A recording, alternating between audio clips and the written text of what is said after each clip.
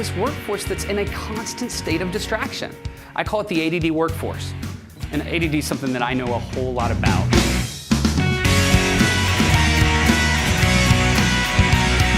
But all the teachers kept saying, he talks too much and he doesn't pay attention. To which I will still say, don't blame me if you're a boring teacher.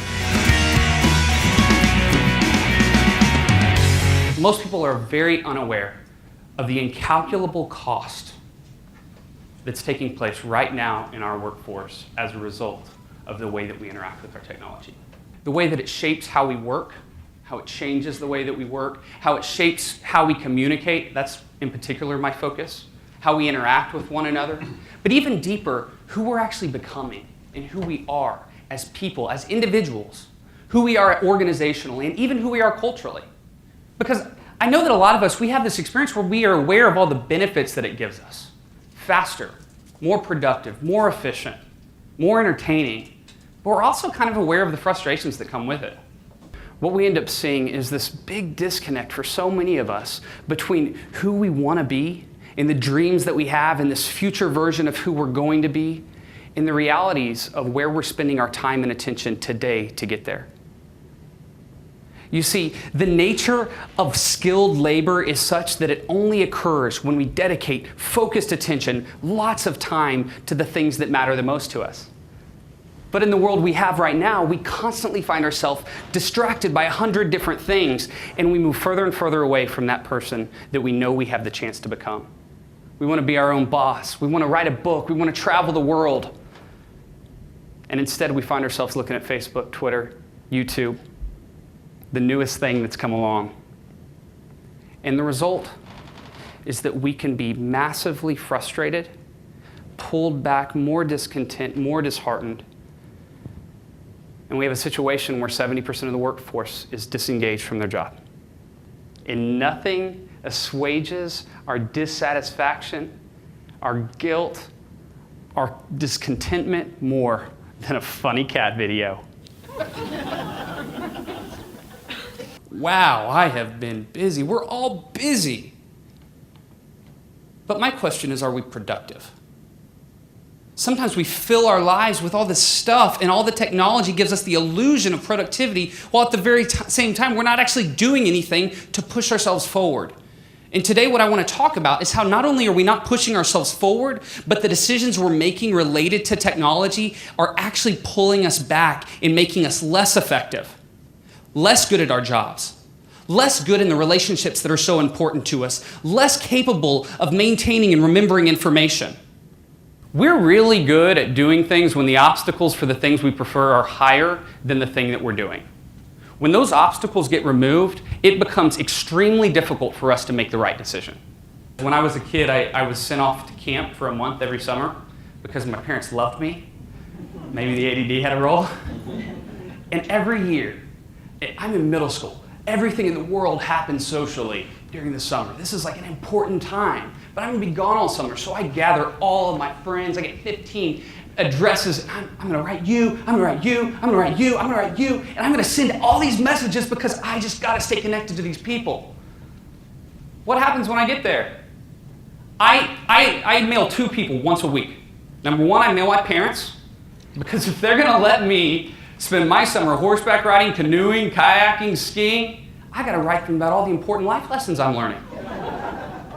And then I write the girl I have a crush on, who probably wants to be friends. I know that there are a few of you here that had already put a note. Go to HR. We're turning off the internet. That's simple. Facebook, Twitter, Google, we don't need any of it. Back to the 1980s, but just remember what you were wearing in the 1980s before you make those kind of decisions. Serious consequences. 4 things happen when we try to multitask. In the first one, we actually are slower. There's a 40% drop in efficiency when we start trying to do multiple things at once. Every time we switch back between tasks, we have to review where we came, and we lose time in that gap.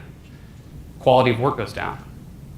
We lose on average 10 IQ points. That's the equivalent of doing an all-nighter, which was really fun in college, but I am too old for that. We become what Clifford Nass at Stanford calls suckers of irrelevancy. You start multitasking, we put a bunch of things out, and we have trouble distinguishing between what's important to us and what isn't. Then the fourth thing that's particularly bad about multitasking is that we actually lose meaning in our work when we do it. A study was done at UCLA where they had people multitask. They were able to complete the task, but they were not able to say why they were doing it later. That's pretty devastating when it comes to work. And that's because energy plays a critical role in the way we can focus. When we look at the basics, what we're looking at is sleep, exercise, eating. And every time we make a decision to focus against the stimulus, we actually start burning the brain food that keeps us focused, glucose for you chemists.